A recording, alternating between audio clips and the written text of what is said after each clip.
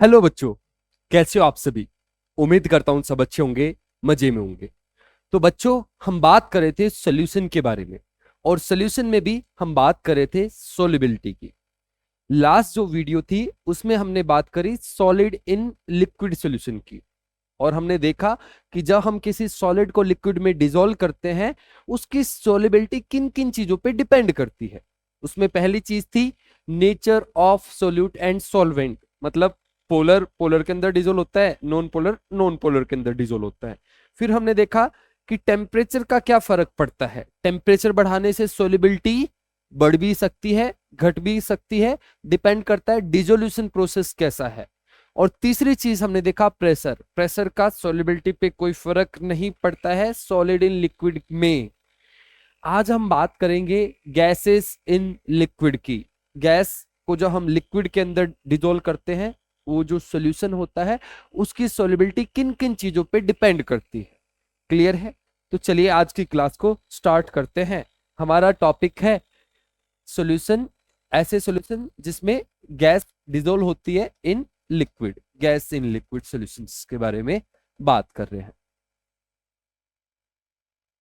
पहले इसको आराम से समझते हैं, इस चीज को क्या है क्या नहीं। देखो, अपने पास एक कंटेनर है। इस कंटेनर के अंदर मान लेते हैं पानी है। इस कंटेनर के अंदर क्या है? पानी।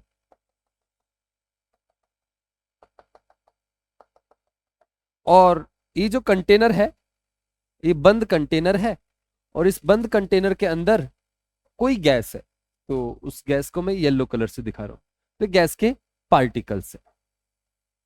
अब अभी जस्ट गैस डाली है मैंने। अब आपसे मेरा कुछ क्वेश्चन है, क्या ये गैस इस पानी के अंदर जाएगी? लिक्विड है, मैं पानी कंसीडर कर रहा हूं। क्या ये गैस इस पानी के अंदर जाएगी? हाँ या ना? जा सकती है?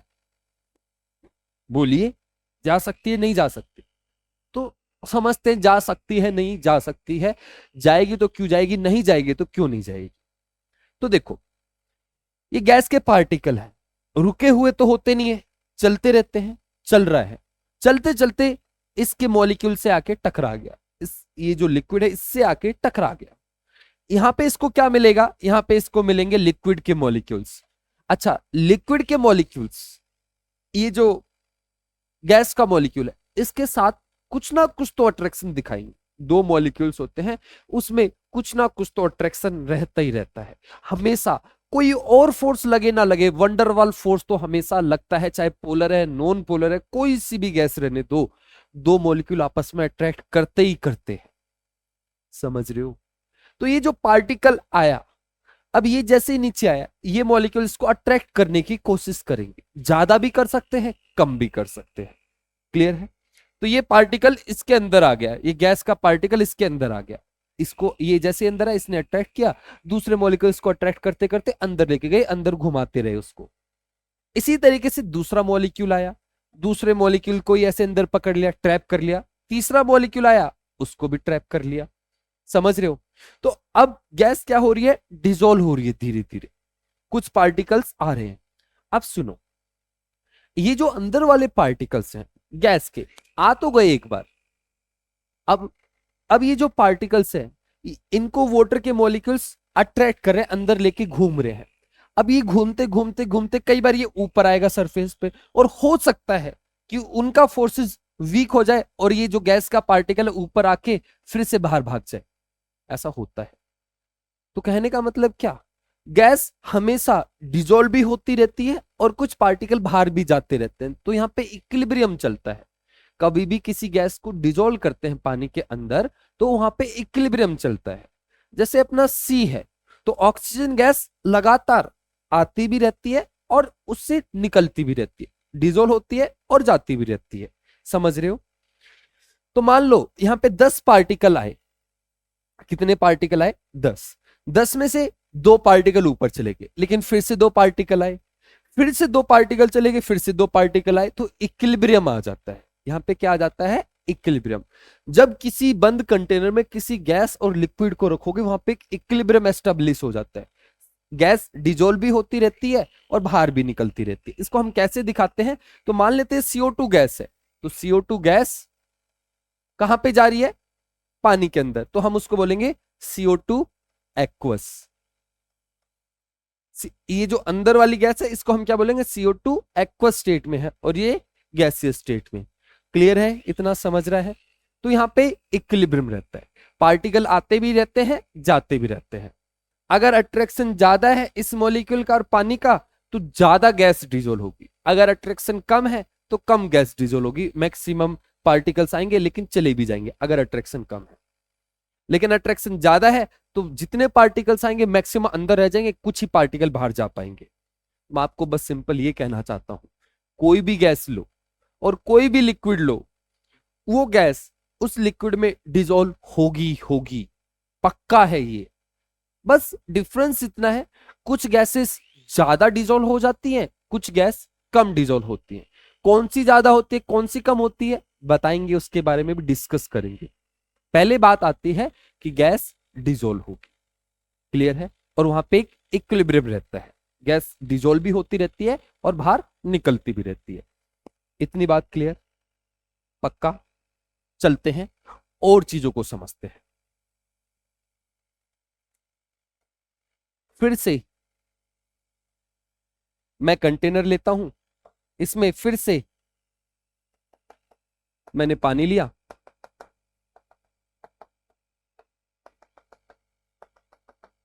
ठीक है, और इसके अंदर गैस डाल दी।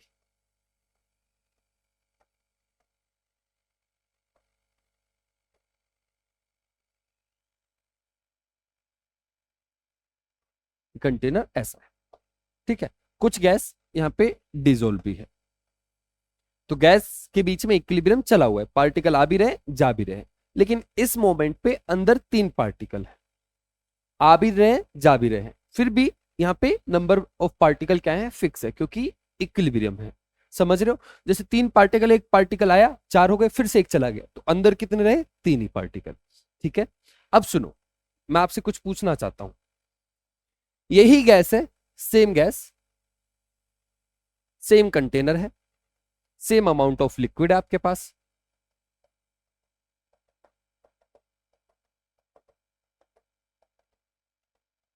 और गैस, गैस को इस बार थोड़ा ध्यान से देखना,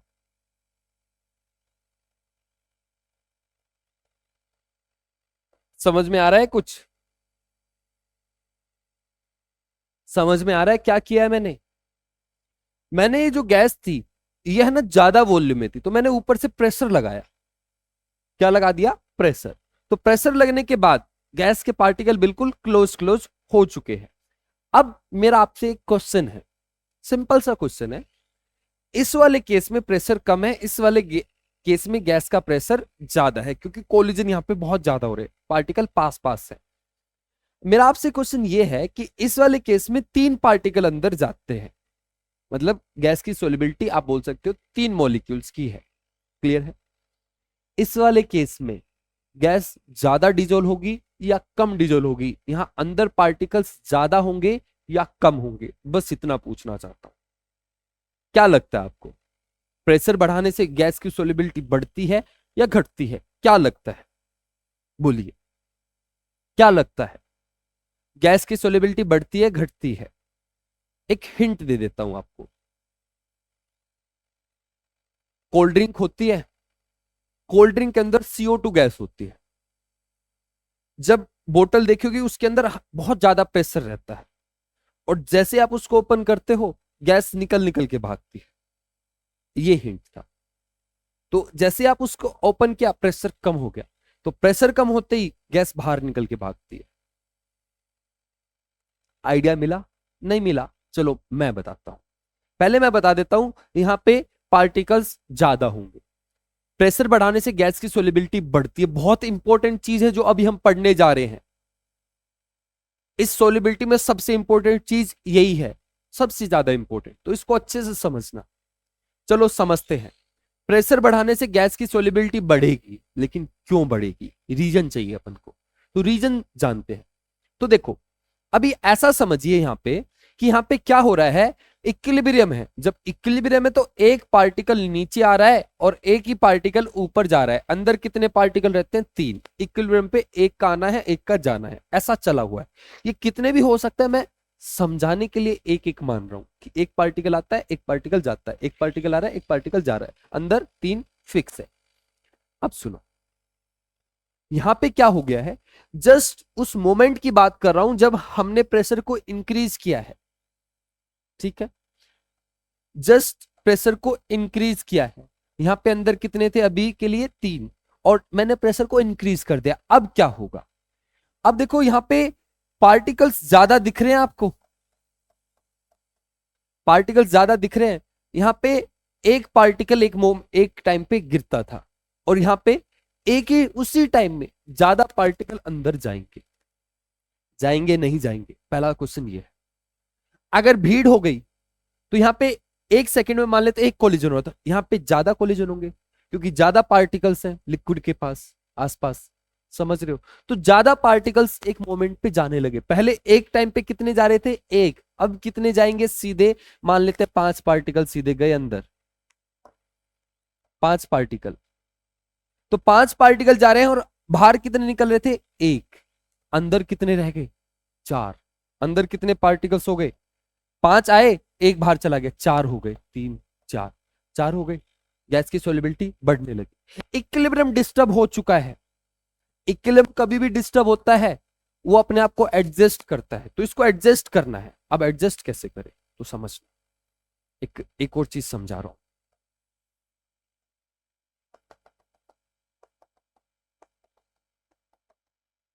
समझना समझना समझना समझना। मान लो ये गैस है, ऊपर से आने वाले पार्टिकल है, मान लो 3 पार्टिकल नीचे आ रहे हैं, मैं इसको बढ़ाना चाहता हूं तो कैसे बढ़ा सकता हूं? अगर यहां पे मैं पार्टिकल्स ज्यादा कर दूं, बहुत ज्यादा पार्टिकल्स कर दूं, तो ज्यादा पार्टिकल होने से अंदर आने वाले पार्टिकल्स की भी संख्या क्या हो जाएगी? बढ़ जाएगी। तो अगर आपको ये बढ़ाना है कि ऊपर से ज्यादा पार्टिकल्स आए, तो ऊपर ज्यादा पार्टिकल कर दो, समझ रहे हो? अगर मैं नीचे के पार्टिकल्स को देखूं, तो मान लेते हैं अभी इसी मोमेंट पे, इस मोमेंट पे 3 पार्टिकल ऊपर जा रहे हैं, और मैं चाहता हूं कि इसका रेट बढ़े, कि अंदर अंदर से बाहर जाने वाले वो पार्टिकल्स ज्यादा जाएं। तो मुझे क्या करना पड़ेगा? यहां पे नंबर ऑफ पार्टिकल्स को बढ़ाना पड़ेगा। अगर नंबर ऑफ पार्टिकल्स बढ़ जाएंगे तो फिर बाहर निकलने वाले भी ज्यादा हो जाएंगे। सही बात है, बहुत सारे पार्टिकल्स होंगे तो बाहर निकलने की टेंडेंसी क्या रहेगी? ज्यादा रहेगी, प्रोबेबिलिटी बढ़ जाएगी। ऊपर बढ़ा दोगे तो नीचे आने की चांसेस ज्यादा हो जाएंगे, नीचे पार्टिकल्स ज्यादा हो जाएंगे तो ऊपर जाने की स्पीड ज्यादा हो जाएगी। समझ रहे हो? अब आइए पीछे, ऊपर पार्टिकल्स बढ़े तो ऊपर से नीचे आने वाले की स्पीड बढ़ गई। हमें इक्विलिब्रियम को इक्विलिब्रियम पे लाना है, तो अगर ऊपर से 5 आ रहे हैं, इक्विलिब्रियम आने के लिए भी नीचे से भी 5 जाने चाहिए। ऊपर हम कुछ चेंज नहीं कर सकते हैं, ऊपर प्रेशर को हम कम नहीं कर सकते, प्रेशर बढ़ा हुआ है, तो कुछ होना है तो नीचे से ही होना है। और नीचे से अगर एक पार्टिकल जा रहा था, अगर हमें ज्यादा भेजना है तो यहाँ पे नंबर ऑफ पार्टिकल्स को बढ़ना पड़ेगा, और धीरे धीरे बढ़ेंगे। कैसे बढ़ेंगे? जैसे पहले क्या हुआ, 5 पार्टिकल आया, एक पार्टिकल गया, तो 4 पार्टिकल एक्स्ट्रा हो गए। समझ रहे हो? फिर अगली बार फिर ऐसा ही होगा, फिर से 5 आएंगे तो यहाँ पे और ज्यादा पार्टिकल्स हो जाएंगे। तो अब निकलने वाले की संख्या धीरे धीरे बढ़ने लगे, क्योंकि नीचे संख्या बढ़ने लगी है। तो अभी एक था, फिर दो जाने लगेंगे, फिर और पार्टिकल्स आएंगे, फिर और जाने लगेंगे 3, फिर और पार्टिकल्स आएंगे तो और बढ़ने लगेगा बाहर जाने वाले, फिर और पार्टिकल्स। तो यहाँ पे एक टाइम ऐसा आएगा, बाहर से 5 आ रहे हैं, बाहर से 5 आ रहे हैं, अंदर से भी 5 जाएंगे, इक्विलिब्रियम एस्टेब्लिश हो जाएगा। समझ में आई बात या नहीं आई? पक्का? नहीं आई तो दोबारा देख लेना। एक तो एक और तरीका है आपके लिए, उससे भी समझा देता हूं मैं आपको। ये आपको बहुत डिटेल में मैंने चीजों को बताया है, पूरा प्रोसेस समझाया कि कैसे प्रेशर बढ़ाने से गैस की सोलिबिलिटी बढ़ती है। इसका एक नाम है, बड़ा इंपॉर्टेंट लॉ है, जिसका नाम है हेनरीज लॉ। क्या है हेनरीज लॉ? यही जो हमने सीखा कि प्रेशर बढ़ाने से गैस की सोलिबिलिटी बढ़ती है। तो हेनरीज लॉ क्या बोलता है? Solubility of a gas in a liquid is directly proportional to its pressure. मतलब प्रेशर बढ़ाओगे तो गैस की सोलिबिलिटी बढ़ जाती है। ये समझ में आया? प्रेशर बढ़ाने से ऊपर से ज्यादा पार्टिकल्स आएंगे, इसलिए यहां पे धीरे धीरे नंबर ऑफ पार्टिकल्स बढ़ने लगेंगे, इसलिए गैस की सोलिबिलिटी बढ़ जाती है। एक और तरीका बता देता हूं, खुश रहिए आप। देखो ये इक्विलिब्रियम है, अगर आपको इक्विलिब्रियम आता तो इक्विलिब्रियम से एक और तरीका बता रहा हूं। ये CO2 गैस है, ये CO2 एक्वस है, ठीक है, गैस एक्वस। हम क्या कर रहे हैं, प्रेशर को इंक्रीज कर रहे हैं। ये इक्विलिब्रियम था, यहां पे आपने प्रेशर को इंक्रीज किया। ली चैटलर प्रिंसिपल हमें यह समझाता है कि अगर आप प्रेशर इंक्रीज करोगे तो इक्विलिब्रियम चाहेगा कि प्रेशर को कम किया जाए। तो कम करने के लिए वो किस डायरेक्शन में मूव करेगा, बोलो? अगर पीछे आएगा तो और ज्यादा गैस बनेगी। गैस के पार्टिकल्स को कम ज्यादा करता है वो, क्योंकि प्रेशर कौन लगा रहा होता है, गैस। तो प्रेशर बढ़ा है, प्रेशर बढ़ा है, इक्विलिब्रियम चाहेगा कि प्रेशर को कम करे, तो उस तरफ शिफ्ट होगा जिस तरफ गैस के कम मोल हैं। तो इस तरफ गैस है, उस तरफ गैस नहीं है, उस तरफ एक्वस है, समझ रहे हो? तो इक्विलिब्रियम, प्रेशर बढ़ाने से इक्विलिब्रियम इस डायरेक्शन में शिफ्ट हो जाएगा, फॉरवर्ड डायरेक्शन में। फॉरवर्ड डायरेक्शन में जाने का मतलब है, फॉरवर्ड डायरेक्शन में जाने का मतलब है CO2 पानी में जा रही है, CO2 एक्वस बन रहा है आपका, क्लियर है? तो इसका मतलब है सोलिबिलिटी इंक्रीज कर जाएगी। चलिए दूसरे तरीके से ही बता दिया, समझ में आया? आते हैं यहां पे, अब मजेदार चीजें मैं आपको बताने जा रहा हूं। तो पहली चीज गैस इन लिक्विड में, पहली चीज फैक्टर्स में हमने पहला फैक्टर देखा प्रेशर, और हमने क्या देखा, प्रेशर बढ़ाने से गैस की सोलिबिलिटी बढ़ जाती है। तो यहां पे हेनरीज लॉ आ जाता है, इसको हेनरीज लॉ बोलते हैं। प्रेशर की जब हम बात करते हैं तो इसको बोला जाता है हेनरीज लॉ। तो हेनरीज लॉ क्या बोलता है? हेनरीज लॉ बोलता है solubility of a gas in a liquid is directly, दिख रहा है, is directly proportional to its mole fraction in the solution। हाँ, ये क्या लिख दिया मैंने, गलत लिख दिया यार, आगे की चीज लिख दी। ये क्या लिख रहा हूं मैं, दिमाग कहीं और ही चल रहा है मेरा, sorry. Solubility of gas in a liquid is directly proportional to its pressure या pressure of gas, directly proportional to its pressure. अगर गैस का प्रेशर ज्यादा होगा तो उस गैस की सोलिबिलिटी भी ज्यादा होगी, समझ रहे हो? वापिस आ रहे हैं हेनरीज लॉ पे। तो हेनरी का क्या कहना है, हेनरी का क्या कहना है कि प्रेशर किसका, गैस का, अगर वो ज्यादा है तो गैस की सोलिबिलिटी भी ज्यादा। तो solubility is directly proportional to pressure of gas, clear है? अब जो ये गैस की सोलिबिलिटी है, इसको आप किस चीज से कोरिलेट करोगे, कैसे बताओगे? यहां पे देखिए, फिर से सॉल्यूशन बना रहा हूं मैं एक। ये लिक्विड है, इसके ऊपर गैस है, और गैस यहां पे भी डिसॉल्व हो रही है, ठीक है? हेनरीज लॉ का क्या कहना है, अगर यहां पे प्रेशर ज्यादा है, प्रेशर ज्यादा होगा तो यहां पे भी गैस, अंदर भी गैस ज्यादा जाएगी, गैस की सोलिबिलिटी ज्यादा होगी। अब ये जो नीचे जो चीज है, इसको हम सोल्यूशन बोल सकते हैं, बिल्कुल सोल्यूशन है, gas in liquid, gas in liquid का सोल्यूशन है। तो गैस कितनी डिसॉल्व होगी उसको हम कैसे मेजर करेंगे? तो कभी भी आपको किसी सॉल्यूशन के बारे में बताने की कितना सोल्यूट है, उसके अंदर कितना सॉल्वेंट है, तो हम कॉन्सेंट्रेशन टर्म्स का यूज करते हैं भाई। कॉम्पोजिशन आपको बताया था, कॉम्पोजिशन आपको बताती है कि इस सॉल्यूशन के अंदर कितना सोल्यूट, कितना सॉल्वेंट। तो कॉम्पोजिशन को बताने के लिए, सोल्यूट और सॉल्वेंट के अमाउंट को बताने के लिए आप कॉन्सेंट्रेशन टर्म्स का यूज करते हो। सही है बात। तो सोलिबिलिटी क्या है? सोलिबिलिटी का मतलब maximum amount of gas, amount ही तो है गैस का, मतलब सोल्यूट का, वही तो है सोलिबिलिटी। और उस सोलिबिलिटी को हम कॉन्सेंट्रेशन के साथ रिलेट कर सकते हैं क्या? क्यों नहीं कर सकते? दिक्कत क्या है? क्या कहना चाहता हूं? सिंपल ये कहना चाहता हूं, देखो, अगर इस लिक्विड के अंदर, इस सॉल्यूशन के अंदर गैस ज्यादा है तो गैस की मोलरिटी ज्यादा होगी, गैस का मोल फ्रैक्शन ज्यादा होगा, गैस का परसेंटेज ज्यादा होगा, गैस की मोलरिटी ज्यादा होगी, गैस का पीपीएम ज्यादा होगा। समझ रहे हो? उसकी कॉन्सेंट, अगर गैस ज्यादा डिजोल्व हो रही है तो उसकी सारी कॉन्सेंट्रेशन ज्यादा होगी। और आप ये भी बोल सकते हो सोलिबिलिटी ज्यादा होगी। तो सोलिबिलिटी को हम इनके साथ कोरिलेट कर सकते हैं।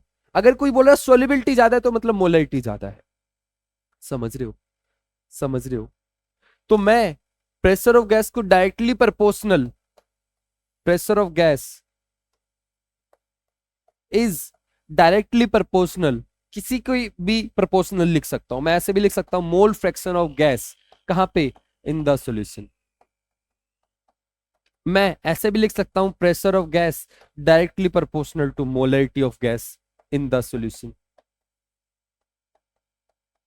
जो मैं चाहूं वो लिख सकता हूं, इसमें से कोई किसी भी कॉन्सेंट्रेशन टर्म्स के साथ मैं कोरिलेट कर सकता हूं, क्योंकि सोलिबिलिटी मुझे अमाउंट बता रही है, मोल फ्रैक्शन भी मुझे अमाउंट बता रहा है, मोलरिटी भी मुझे अमाउंट बता रही है गैस का। मोलरिटी का मतलब क्या? कितने मोल डिजोल्व है 1 लीटर सोल्यूशन के अंदर। समझ में आ रही है बात? तो मैं सबको नहीं लिख रहा हूं, सबके साथ कोरिलेट कर सकता हूं। लेकिन जो ये बंदा है हेनरी, ये सिर्फ इसके साथ कोरिलेट करता है, मोल फ्रैक्शन के साथ। आप बोलोगे क्यों? क्योंकि इसके साथ, मोल फ्रैक्शन के साथ कोरिलेट करने से चीजें आसान हो जाती हैं, सिंपल होती हैं, इसलिए उसने मोल फ्रैक्शन को लिया। हम मोलरिटी भी ले सकते हैं, मोलरिटी भी ले सकते हैं। आप अलग अलग क्वेश्चन देखोगे, उसमें किसी में मोलरिटी का यूज करेगा, किसी में मोलरिटी का, किसी में मोलरिटी का यूज करेगा, किसी में मोल फ्रैक्शन का यूज करेगा। यूज किसी का भी कर सकते हैं, लेकिन हेनरीज ने, जो हेनरी जो बंदा था, उसने सोलिबिलिटी को किससे कोरिलेट करा? मोल फ्रैक्शन से। समझ में आई बात? पक्का? पक्का? चलते हैं आगे। तो वापिस आ रहे हैं।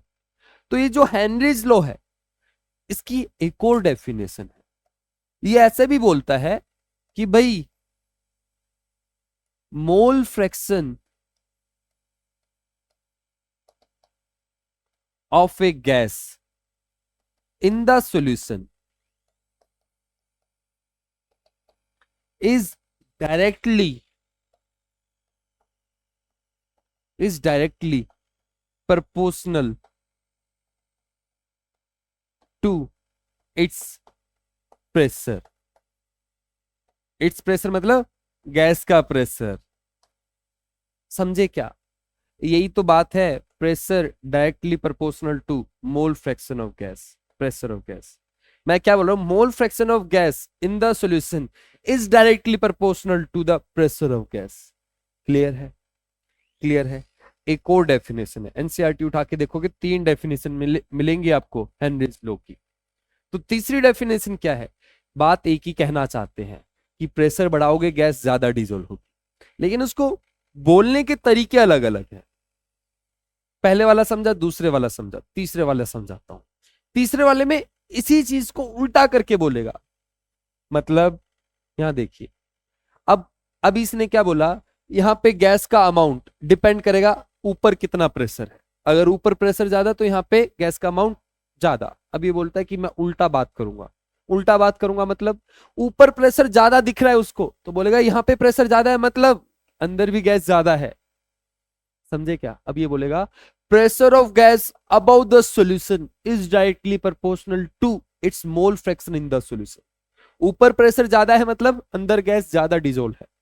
तो इसी बात को बोलने का उल्टा तरीका, दूसरा तरीका क्या बोलता है? तीसरी बात ये बोलता है pressure of gas, pressure of gas about the solution, about the solution is directly proportional, directly proportional pressure of gas above the solution is directly proportional to its mole fraction, its mole fraction in the solution.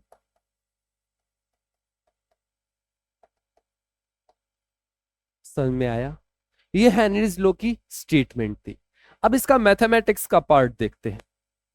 चलिए, mathematics है इसकी थोड़ी सी, क्योंकि ये law important है तो इसकी चीजों को हमें डिटेल में पढ़ना है। सब सोलिबिलिटी में सबसे इंपॉर्टेंट यही है, गैस इन लिक्विड, और गैस इन लिक्विड में सबसे ज्यादा इंपॉर्टेंट ये वाला पार्ट है।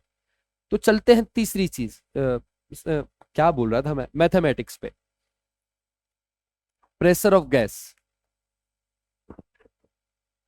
Directly proportional to mole fraction of gas in the solution.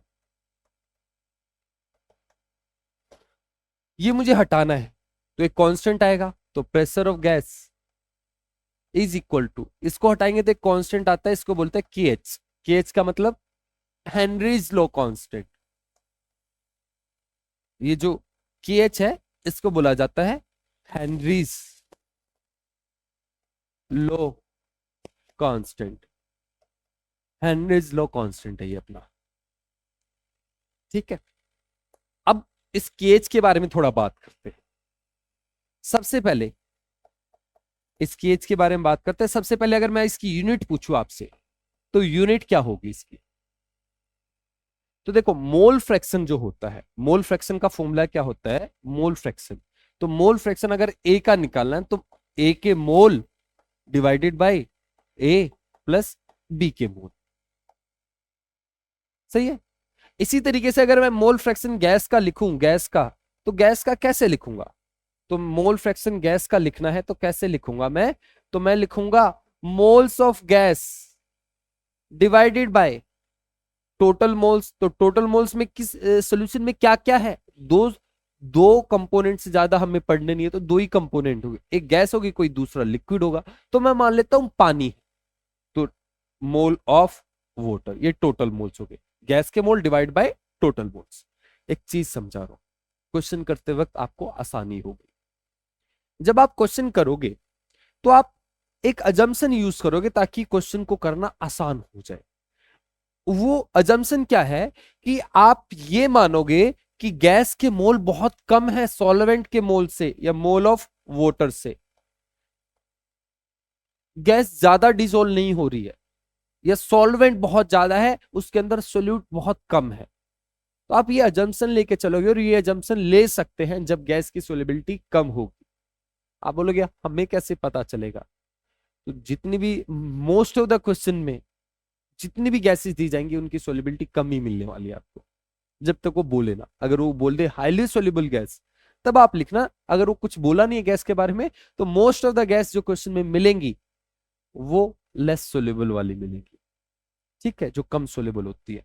तो मोल फ्रैक्शन ऑफ गैस को आप क्या लिख सकते हो? Mole of gas divided by mole of water. इसको आप नेग्लेक्ट कर दोगे, आप इसके कंपैरिजन में बहुत छोटा है। इस अजम्पशन को लेके आप क्वेश्चनों को करोगे, ठीक है। यूनिट पे चलते हैं। ये मैंने आपको एक छोटा सा एक्सरसाइज दे दी ताकि आपके क्वेश्चन आसानी से हो जाए। यूनिट के बारे में बात करते हैं। तो एक बार मोल फ्रैक्शन की यूनिट देखते हैं। ऊपर मोल नीचे मोल, मोल से मोल कट गया, मोल फ्रैक्शन यूनिट लेस होता है। इसकी यूनिट इसके इक्वल हो गई। इसकी यूनिट क्या होती है? प्रेशर, है ना। प्रेशर की यूनिट क्या होती है? ATM, पास्कल, बार, MMHg। जो भी प्रेशर की यूनिट है सारी आप यहां पे लिख सकते हो। क्लियर है? KH की यूनिट ये है जब हम मोल फ्रैक्शन यूज कर रहे हैं। अगर मोलैरिटी या मोलैरिटी आ जाएगी तब KH की यूनिट भी बदल जाएगी। तो KH की यूनिट को देख के आप ये पता कर सकते हो कि सोलिबिलिटी में उसने कौन सी कॉन्सेंट्रेशन टर्म्स को यूज किया हुआ है। अगर KH की यूनिट प्रेशर में है बस, तो इसका मतलब समझ जाना कि आपको मोल फ्रैक्शन को यूज करना है। सॉरी, सॉरी, पानी पी लेता हूं।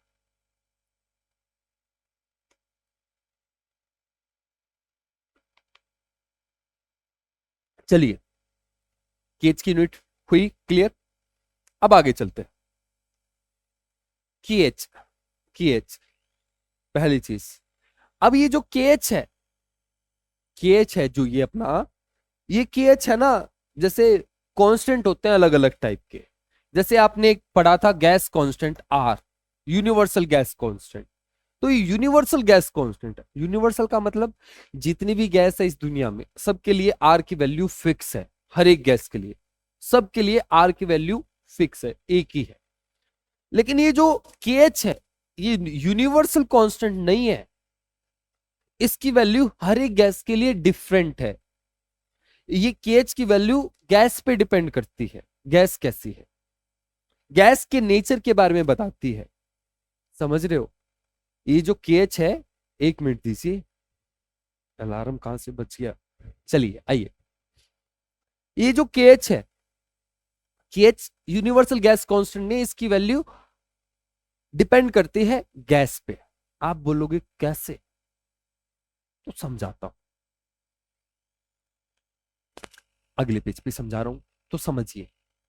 मान लो दो गैस है, एक का केएच 2 है, एक का केएच 4 है। दोनों गैस है, दोनों का प्रेशर सेम है। Pressure of gas 1 ATM, pressure of gas 1 ATM. आप मोल फ्रैक्शन बताइए गैस का इन द सॉल्यूशन, किसका मोल फ्रैक्शन ज्यादा होगा?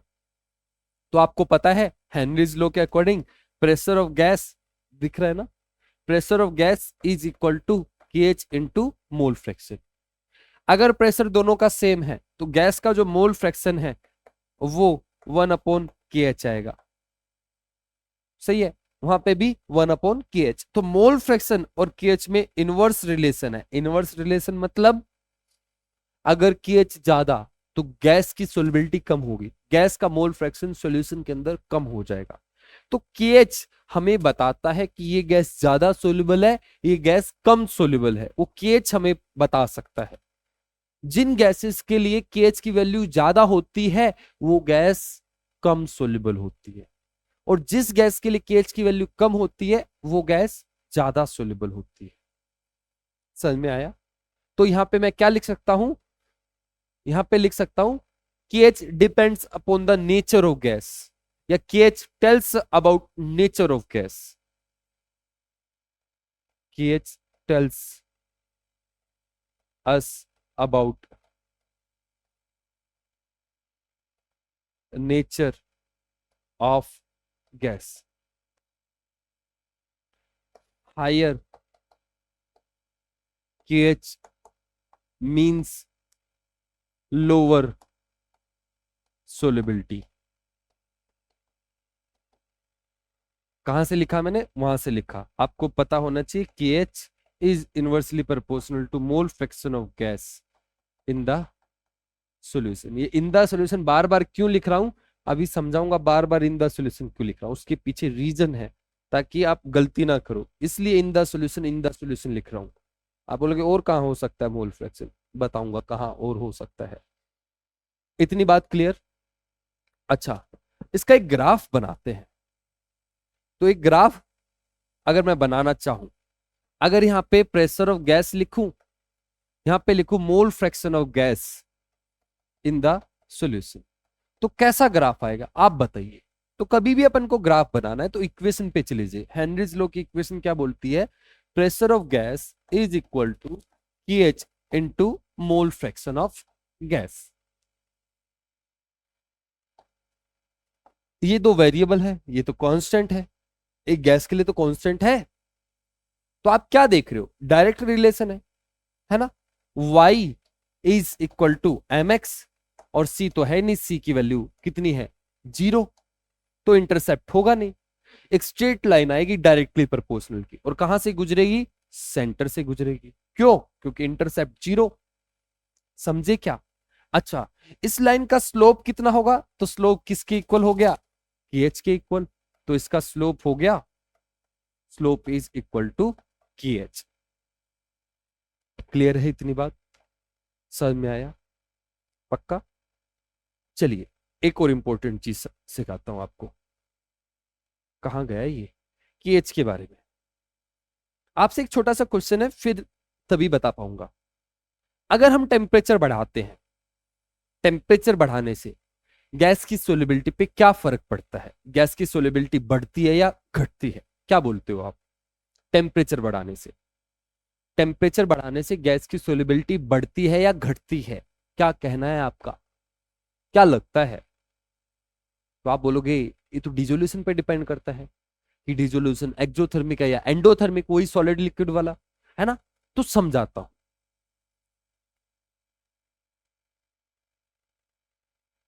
तो देखो,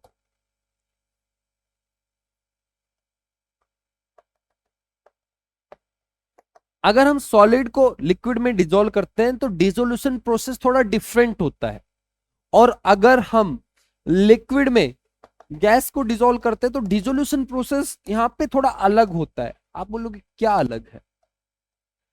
यहां पे क्या होता है, जब डिसोल्यूशन होता है तो 3 स्टेप होते हैं।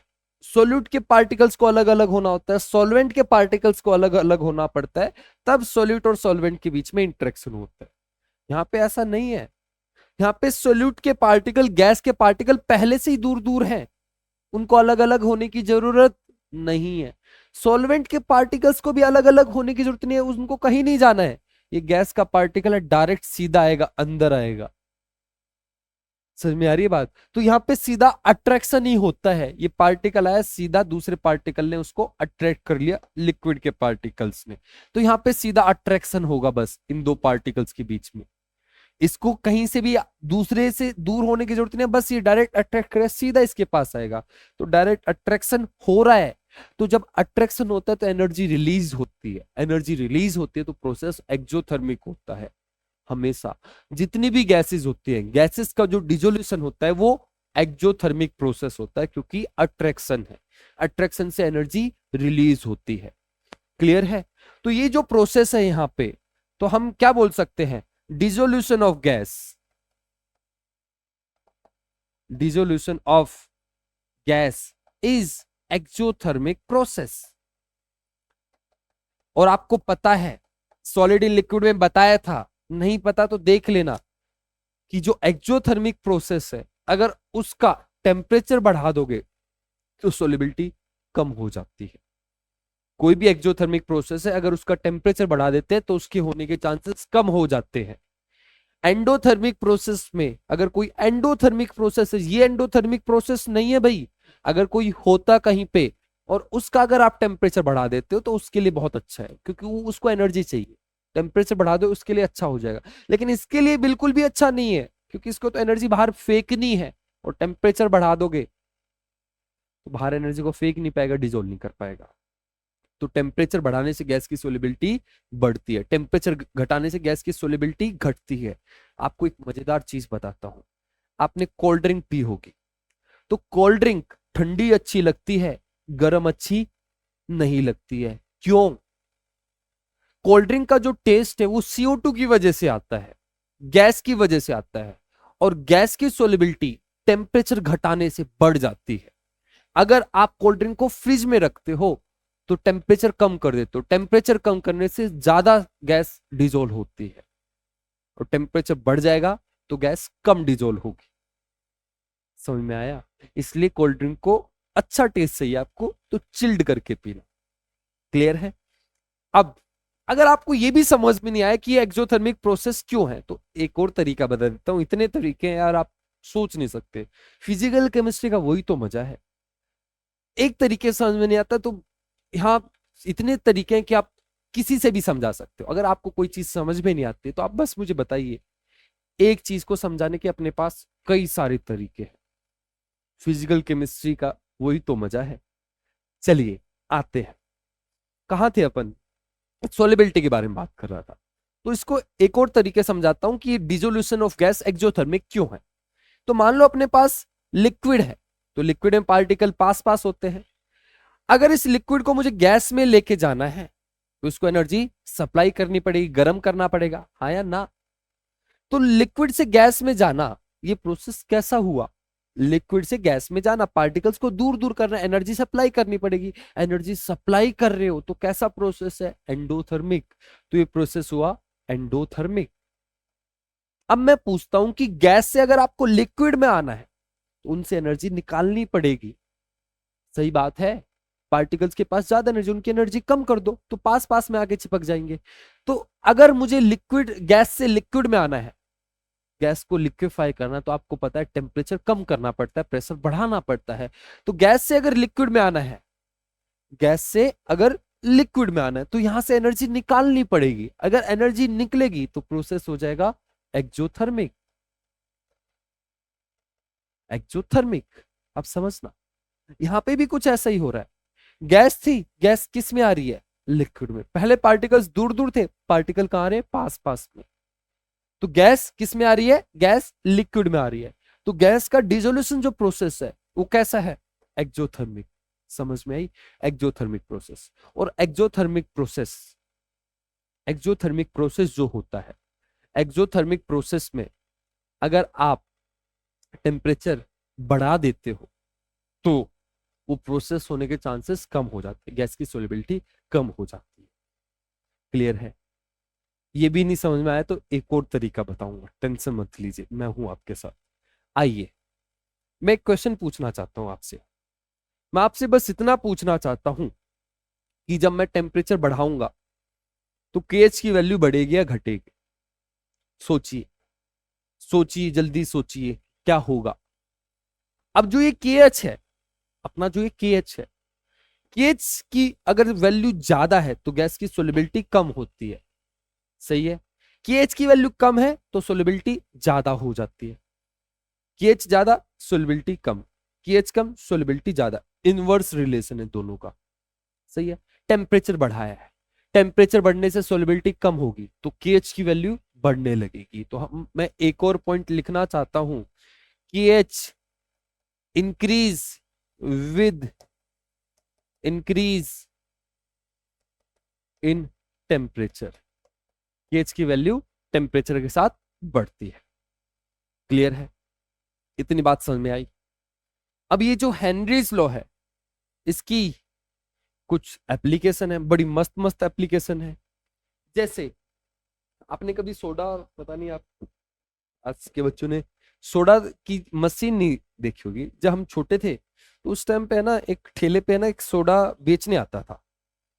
सोडा जैसे जो कोल्ड ड्रिंक होती है ना, वैसी सोडा की बोतल्स होती थी कांच वाली, वो 3-3 रुपए में बेचता था। तो उसकी एक मशीन होती थी, आपने देखी भी हो। तो वो मशीन कैसी होती थी, तो उसके पास है ना गैस का सिलेंडर सा रहता था ऐसा, और उसके पास ऐसा एक कंटेनर सा था होता था, और यहाँ से एक पाइप गया हुआ होता था और इससे इसमें जाके मिलता था। ये जो मशीन सी होती थी उसकी, आयरन की, और ऊपर से कुछ वो, उस टाइम पे तो पता नहीं था क्या करता है, ये अभी समझ में आता है। तो इसको दबाने के लिए कुछ होता था उसके पास, इस साइड से पिस्टन जैसी चीज होती थी, और यहाँ पे ऐसे वो ग्लास या वो जो बोतल होती थी उसको रखता था, इसमें पानी वानी होता था। तो फिर इसको दबा देता था और फिर इसमें से झाग से उठने लगते थे, बुलबुले निकलते थे। तो बता सकते हो ये क्या करता था, तो इसमें बता सकते हो कौन सी गैस है। वो गैस यहाँ पे आती होगी, है ना। और फिर वो प्रेशर लगाता था, प्रेशर लगने से इसके अंदर वो गैस ज्यादा डिजोल्व हो जाती थी, और जब इसके अंदर से निकालता था वो गैस निकल निकल के भागती थी। समझ रहे हो, समझ रहे हो। तो ये गैस होती थी CO2। जितने भी सॉफ्ट ड्रिंक्स होती है, कोल्ड ड्रिंक्स होती है, दो तरीके ड्रिंक्स को दो कैटेगरी में डिवाइड करते हैं generally, soft drinks, hard drinks. Hard drinks मतलब अल्कोहलिक ड्रिंक्स। सॉफ्ट ड्रिंक आप समझ सकते हो जो कार्बोनेटेड ड्रिंक्स है जिसके अंदर CO2 होता है। तो जितनी भी कोल्ड ड्रिंक्स होती है उनको इसी कॉन्सेप्ट पे, हेनरीज लॉ के बेस पे ही फिल किया जाता है। कैसे, उनको हाई प्रेशर पे फिल किया जाता है। यहाँ पे CO2 का प्रेशर क्या करते हैं, वो बढ़ाते हैं जिससे सोलिबिलिटी बढ़ जाए। ये हेनरीज लॉ की एप्लीकेशन है भाई। तो एप्लीकेशंस के बारे में बात करते हैं, एप्लीकेशंस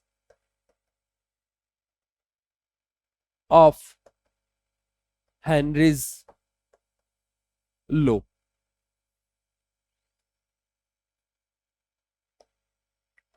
तो इसकी एप्लीकेशन क्या है, पहली चीज सॉफ्ट ड्रिंक्स। एनसीईआरटी में देखोगे तो ज्यादा डिटेल में लिखा हुआ मिलेगा, मैं ज्यादा डिटेल में नहीं लिखूंगा।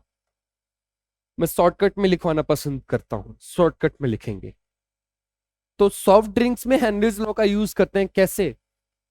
Soft drinks are filled under high pressure of CO2 to increase the solubility of CO2 gas. इसका रीजन क्या है? हाई प्रेशर पे क्यों फिल करते हैं? हाई प्रेशर से सोलिबिलिटी बढ़ जाती है। Solubility of gas increase with high with increase in pressure. ये क्लियर है? दूसरी चीज को समझते हैं। लोग अंडमान निकोबार जाते हैं, अंडमान निकोबार जाने के बाद समुद्र के नीचे जाते हैं, आपको पता होगा, स्कूबा डाइविंग, है ना? तो जब स्कूबा डाइविंग करते हैं, नीचे जाते हैं, तो कुछ लेके जाते हैं अपने साथ। पानी के नीचे सांस कैसे आएगा? तो गैस का सिलेंडर लेके जाते हैं। उस गैस के सिलेंडर में क्या होता है? ऑक्सीजन। ऑक्सीजन होते है, लेकिन पूरा सिलेंडर प्योर ऑक्सीजन से नहीं होता है। ये जो प्योर ऑक्सीजन का नहीं होता है, बहुत महंगा पड़ेगा अगर प्योर ऑक्सीजन का लेके जाएंगे, कोई नहीं लेके जाता। तो उसके अंदर मिक्सचर ऑफ गैस होता है। जैसे अपने एटमॉस्फेयर की जो गैस है उसमें नाइट्रोजन ज्यादा होता है और फिर ऑक्सीजन, तो इसी तरीके का उसके अंदर मिक्सचर होता है। अगर आप पूरी ऑक्सीजन को भी लेके चले गए, कोई भी गैस लेके जाओगे, एक दिक्कत आती है वहां पे बहुत बड़ी। क्या दिक्कत आती है समझना। आप सिलेंडर लेके कूद गए पानी के अंदर, नीचे गए, नीचे जाने के बाद समुद्र के नीचे प्रेशर बढ़ने लगता है, ऊपर से ज्यादा प्रेशर लगेगा नीचे। तो प्रेशर ज्यादा लगेगा तो जो भी, जैसे आप सांस लोगे तो गैस आपके ब्लड के अंदर ज्यादा डिजोल्व हो जाएगी। अभी तो पढ़ा है हेनरीज लॉ, प्रेशर बढ़ाने से गैस की सोलिबिलिटी बढ़ जाती है। तो आप नीचे गए, गैस ज्यादा डिजोल्व होगी आपके ब्लड के अंदर। आप आ रहे हो ऊपर, नीचे जा रहे हो, कोई दिक्कत नहीं है। ज्यादा डिजोल्व है, कोई दिक्कत नहीं है। ज्यादा डिजोल्व होने में क्या दिक्कत है? कोई दिक्कत नहीं। ऑक्सीजन ज्यादा डिजोल्व होगी, अच्छी बात है। ऊपर, अब नीचे कोई दिक्कत नहीं। जैसे जैसे आप ऊपर आओगे, मान लो एकदम ऊपर आ गए, तो एकदम ऊपर आने से क्या दिक्कत होगी समझना। एकदम ऊपर आ गए तो प्रेशर कम हो गया। प्रेशर कम होते ही गैस की सोलिबिलिटी कम हो जाएगी। गैस की सोलिबिलिटी कम होगी तो आपके ब्लड के अंदर से गैसेस निकल निकल के भागेगी। कैसे? जैसे आप कोल्ड ड्रिंक को खोलते हो ना, कोल्ड ड्रिंक को खोलते ही पहले हाई प्रेशर पे होते हैं, जैसे ही खोलते हो प्रेशर कम हो जाता है, गैस निकलती है, CO2 गैस निकलती है, बबल्स फॉर्म होते हैं। इसी तरीके से आपके ब्लड के अंदर भी ऐसा ही हो जाएगा। ब्लड के अंदर से गैसेस निकल निकल के भागेंगी, ब्लड के अंदर बबल्स बन जाएंगे। आपकी जो ये जो वेन्स वगैरह होते हैं, कैपिलरी जो होते हैं, उनको ब्लॉक कर देते हैं वो बबल्स। उस कंडीशन को बोला जाता है बैंड्स। उस कंडीशन को क्या बोलते हैं? बैंड्स। तो इस बैंड से बचना होता है। तो पानी में जाओ, स्कूबा डाइविंग करके करने जाना, तो एक चीज का ध्यान रखना, एकदम ऊपर मत आ जाना, धीरे धीरे ऊपर आना। अगर एकदम ऊपर आ गए तो बैंड्स हो जाएंगे आपके ब्लड में, मतलब आपकी ये जो वेन्स है वो रुक जाएंगी। समझ रहे हो? तो बैंड्स क्या होता है? बैंड्स एक मेडिकल कंडीशन है। इसमें क्या होता है? बैंड्स में formation of N2 bubbles, nitrogen bubbles. आप बोलोगे नाइट्रोजन के बबल्स क्यों बन रहे हैं? क्योंकि जो सिलेंडर लेके जाओगे, अगर आप सिंपल एयर को लेके जाओगे, एयर में नाइट्रोजन सबसे ज्यादा है, तो नाइट्रोजन का प्रेशर ज्यादा होगा। नहीं समझे क्या? नाइट्रोजन की मोल ज्यादा तो नाइट्रोजन का प्रेशर ज्यादा। अरे भाई, ये लिक्विड है, यहाँ पे 3 गैस है, तो ज्यादा गैस कौन सी है? नाइट्रोजन। बाकी ऑक्सीजन कम अमाउंट में है, ऑक्सीजन भी है लेकिन कम अमाउंट में है। सबसे ज्यादा कौन है? नाइट्रोजन। तो नाइट्रोजन का जो प्रेशर होगा, पार्शियल प्रेशर, वो ज्यादा होगा क्योंकि उसके मोल्स ज्यादा है। तो गैस का प्रेशर ज्यादा तो उसकी सोलिबिलिटी भी ज्यादा, तो नाइट्रोजन गैस ज्यादा डिजोल्व होगी और निकलेगी भी तो नाइट्रोजन ही जल्दी निकलेगी क्योंकि ज्यादा वही थी सबसे। क्लियर है? समझ में आया? तो मैं बोलता था मोल fraction of gas in the solution, तो मोल फ्रैक्शन यहां पे भी हो सकता है क्योंकि यहां पे भी गैसेस का मिक्सचर है। तो हम क्या बोलते हैं? पार्शियल प्रेशर ऑफ गैस या mole fraction of gas in the solution is directly proportional to partial pressure of that gas. मतलब इस यहां पे इसके अंदर दोनों गैस डिजोल्व हो रही है, नाइट्रोजन भी ऑक्सीजन भी। उनमें से कौन सी गैस ज्यादा डिजोल्व होगी? जिसका पार्शियल प्रेशर ज्यादा है। अगर एक ही गैस है तो आप प्रेशर बोल सकते हो, प्रेशर ऑफ गैस। अगर दो तीन गैस है, मिक्सर है, तो आप बोलते हो partial pressure of gas. Clear है? चलिए, कहां थे अपन? Formation of nitrogen bubbles in the blood of scuba diver. कब? नीचे जाते वक्त, ऊपर आते वक्त? ऊपर आते वक्त। वाइल कमिंग टूवर्ड्स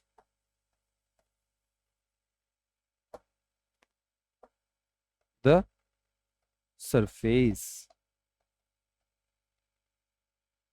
क्लियर है? Formation of nitrogen bubbles in the blood of scuba diver while coming towards the surface। इसका रीजन क्या है? ऐसा क्यों होता है? रीजन ड्यू टू इसको हाँ हाँ हाँ हाँ हाँ हाँ, due to decrease in pressure, solubility of gas, solubility of gas decreases। अब इससे प्रिवेंशन कैसे लिया जाए? प्रिवेंट कैसे किया जाए? प्रिवेंशन कैसे लिया जाए? ये जो चीज हो रही है इससे, बैंड से अगर बचना है तो ये लोग क्या करते हैं, नाइट्रोजन ज्यादा है एयर में, तो इस नाइट्रोजन को ना दूसरी गैस से रिप्लेस करा देते हैं जिसकी केएच की वैल्यू ज्यादा हो। केएच की वैल्यू ज्यादा मतलब, केएच की वैल्यू ज्यादा मतलब उसकी सोलिबिलिटी कम। तो ऐसी गैस जिसका केएच सबसे ज्यादा है वो है हीलियम गैस। तो हीलियम गैस की सोलिबिलिटी पानी में कम होती है क्योंकि उसके केएच की वैल्यू ज्यादा है। केएच की वैल्यू क्यों ज्यादा है वो भी समझेंगे, लेकिन हीलियम गैस की सोलिबिलिटी कम है। तो ये लोग क्या करते हैं, अपना जो गैस का सिलेंडर लेके जाते हैं उसके अंदर हीलियम गैस डाल देते हैं। नाइट्रोजन गैस को पूरा रिप्लेस नहीं करते, नाइट्रोजन भी रखते हैं लेकिन उसके अंदर हीलियम गैस लेके जाते हैं। उससे क्या होता है, तो मान लो आप सांस ली, सांस लिया तो गैस तो आई, हाई प्रेशर पे आई, लेकिन वो गैस डिजोल्व नहीं हो रही है। क्यों? सोलिबिलिटी कम। समझ रहे हो? अगर नाइट्रोजन लेते हो ज्यादा डिजोल्व होती है, हीलियम गैस ज्यादा डिजोल्व नहीं होगी। क्लियर है? तो ऐसी गैस को लेके जाते हैं जो ब्लड के अंदर कम डिजोल्व हो। कम डिजोल्व होगी तो बबल कैसे बनेंगे? ज्यादा डिजोल्व हो तब ज्यादा बबल बनेंगे। समझ रहे हो? समझ रहे हो? चलते हैं प्रिवेंशन पे। तो कैसे प्रिवेंट किया जाता है? Gas cylinders, gases in the cylinder is diluted with helium। Helium के साथ क्यों करते हैं? Because helium has lower solubility. Helium की सोलिबिलिटी कम होती है, इसके केएच की वैल्यू ज्यादा होती है। एनसीईआरटी उठा के देख लेना। अब जो ये स्कूबा डाइवर ये टैंक लेके जाता है उसमें कितना कितना परसेंटेज रहता है हीलियम का, नाइट्रोजन का, ऑक्सीजन का, तो आप बुक खोल के देख सकते हो। मुझे याद नहीं रहती ये चीजें, ना ही मुझे याद करनी, मुझे थोड़ी ना एग्जाम देना, एग्जाम आपको देना है। तो आप एक बार देख लेना कि एग्जैक्ट वैल्यू क्या होती है। आई थिंक 56% नाइट्रोजन होता है, 11% हीलियम होता है। आप कंफर्म कर लेना अपनी तरफ से।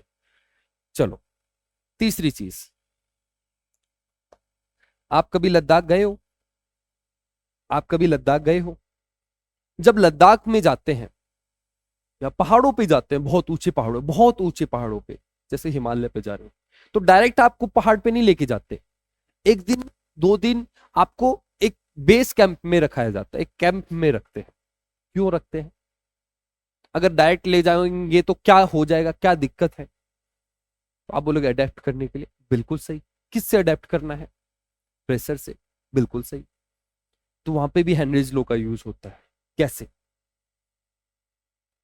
तो मान लो आप पहाड़ पे चले गए ऊपर सीधा, रुके ही नहीं कैंप में, सीधा आज ही मुझे पहाड़ पे चढ़ना है, तो ऊपर चले गए डायरेक्ट। तो ऊपर जाते ही क्या होगा? प्रेशर कम हो जाएगा। प्रेशर कम होते ही क्या होगा, प्रेशर कम होते ही जब आप सांस लोगे उसकी सोलिबिलिटी, किसकी, गैस की सोलिबिलिटी, ऑक्सीजन की सोलिबिलिटी कम हो जाएगी आपके ब्लड के अंदर। आपके ब्लड में कम ऑक्सीजन जाएगी, क्योंकि आपको पता है प्रेशर बढ़ाने से सोलिबिलिटी बढ़ती है, प्रेशर कम होने से सोलिबिलिटी कम होती है। तो ऊपर जाते हैं तो प्रेशर कम हो जाता है, तो ऑक्सीजन की सोलिबिलिटी ब्लड के अंदर कम हो जाती है, तो ऑक्सीजन कम जाती है ब्लड में, जिसकी वजह से आप वीकनेस फील करते हो, आप अच्छे से काम को कर नहीं पाते हो, आपका ब्रेन अच्छे से काम नहीं कर पाता है। इस कंडीशन को हम अनोक्सिया बोलते हैं। ये भी हेनरीज लॉ की एप्लीकेशन, समझ रहे हो। तो क्लाइंबर्स जो होते हैं उनके अंदर एक मेडिकल एक इसको नाम दिया जाता है, एक मेडिकल कंडीशन है, इसको एनोक्सिया बोला जाता है। जब क्लाइंबर्स ऊपर पहाड़ों पे चढ़ते हैं तो कई बार ऐसा हो जाता है जब ऑक्सीजन की कमी बहुत ज्यादा हो जाए तो वो अच्छे से सोच भी नहीं पाते हैं, उनका ब्रेन अच्छे से काम नहीं कर पाता है, उनको अच्छे से चारों तरफ डायरेक्शन ही नहीं पता लगती, गिर जाते हैं, बेहोश हो जाते हैं। क्यों? क्योंकि ऊपर प्रेशर कम है तो गैस की सोलिबिलिटी भी कम हो जाती है ब्लड के अंदर। तो क्रिएशन ऑफ एनोक्सिया।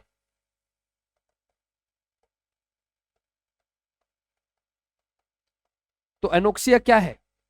तो एनोक्सिया क्या है? तो एनोक्सिया क्या है? Decrease in oxygen level in the blood of climbers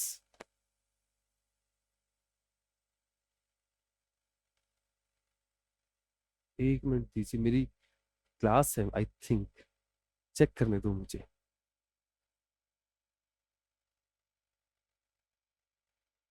12:45 से 1:45, अभी कितना टाइम हुआ है? अभी है टाइम, सॉरी, 12:45 पे होती है क्लास, तो आज क्लास नहीं है। Decrease in oxygen level in the blood of climbers, climbers के ब्लड में ऑक्सीजन की कमी हो जाती है। क्यों? रीजन, रीजन क्या है? रीजन क्या था यार? Decrease in pressure at high altitude, हमेशा नहीं होती है, एट हाई एल्टीट्यूड ही होती है, एट हाई एल्टीट्यूड। अब रीजन क्या है इसका? Decrease in pressure, decrease in pressure at high altitude.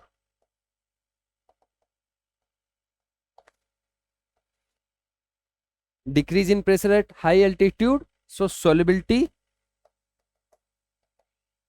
Of gas decrease. ये हेनरीज लॉ कंप्लीट हुआ। बड़ा लंबा हो गया यार, कितने मिनट की वीडियो हो गई ये? 1 घंटा पहुंच गया। चलो इसको, गैस को तो अभी कंप्लीट ही करेंगे अपन, कोई नहीं, 1 घंटा हुआ तो क्या हुआ, ऑलमोस्ट अब खत्म हो गया। अब कुछ नहीं है, ये हेनरीज लॉ ही था बहुत बड़ा सा, अब तो कुछ बचा ही नहीं है। दूसरा मैंने आपको एक्सप्लेन कर दिया टेम्परेचर का। टेम्परेचर बढ़ाने से गैस की सोलिबिलिटी बढ़ती घटती नहीं है, बस घटती है, ठीक है। इसलिए मछलियां ठंडे पानी में बहुत अच्छा महसूस करती हैं। क्यों? क्योंकि टेम्परेचर कम होता है तो गैस ज्यादा डिजोल्व होती है, ऑक्सीजन ज्यादा रहती है ठंडे पानी में। ग्लोबल वार्मिंग हो रही है, टेम्परेचर बढ़ रहा है, अच्छा नहीं है मछलियों के लिए, क्योंकि गैस निकल निकल के भाग जाएगी, सोलिबिलिटी कम हो जाएगी गैसेस की। तो टेम्परेचर बढ़ाने से सोलिबिलिटी बढ़ जाती है, घट जाती है। तो टेम्परेचर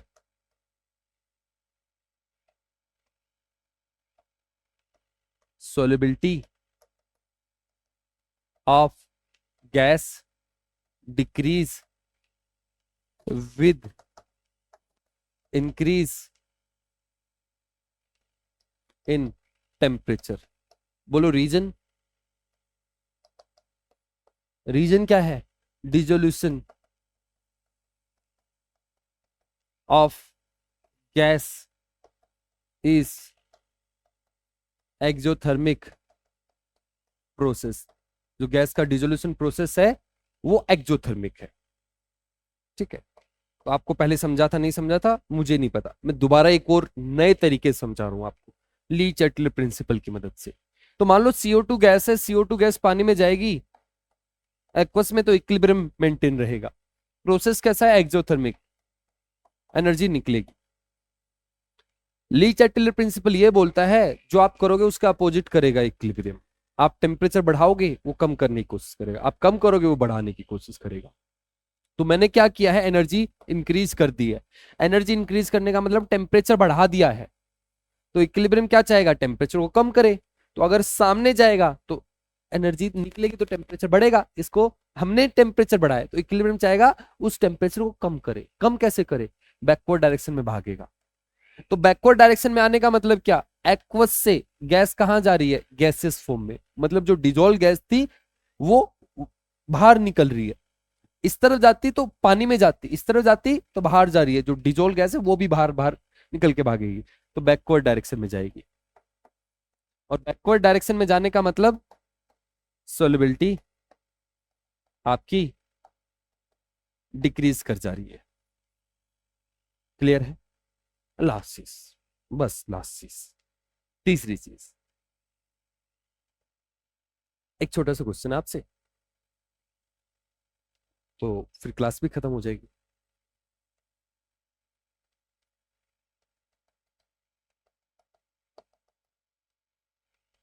ये गैस के पार्टिकल्स से तीन पार्टिकल्स दिखा रहा हूं, सॉरी लिक्विड के पार्टिकल्स है, तीन पार्टिकल्स दिखाए मैंने बस समझाने के लिए।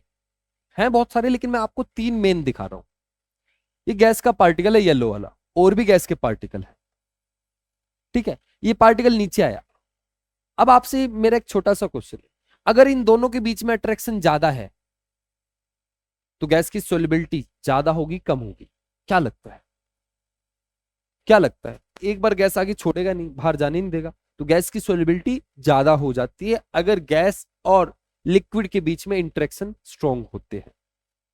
क्लियर, समझ रहे हो बात।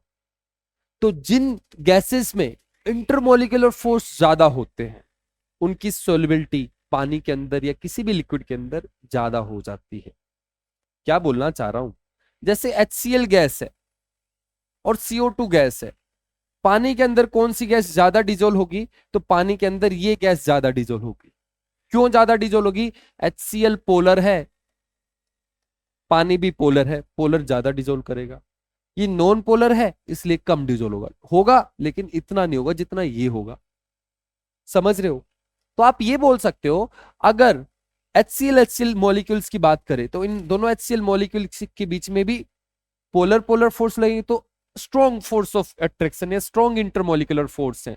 अगर स्ट्रॉन्ग इंटरमोलिकुलर फोर्स होते हैं गैसेस के बीच में तो गैस ज्यादा डिजोल्व होती है पानी के अंदर, जनरली ऐसा देखा गया है। क्लियर है।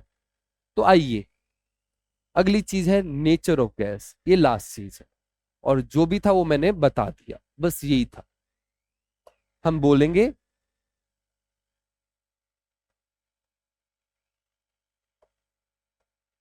gases having strong intermolecular forces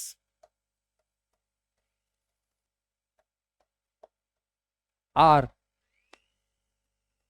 more soluble in water। इसी चीज को दूसरे तरीके से भी मैं लिख सकता हूं, इसको ऐसे लिख सकते हैं, easily liquefiable gases are more soluble in water।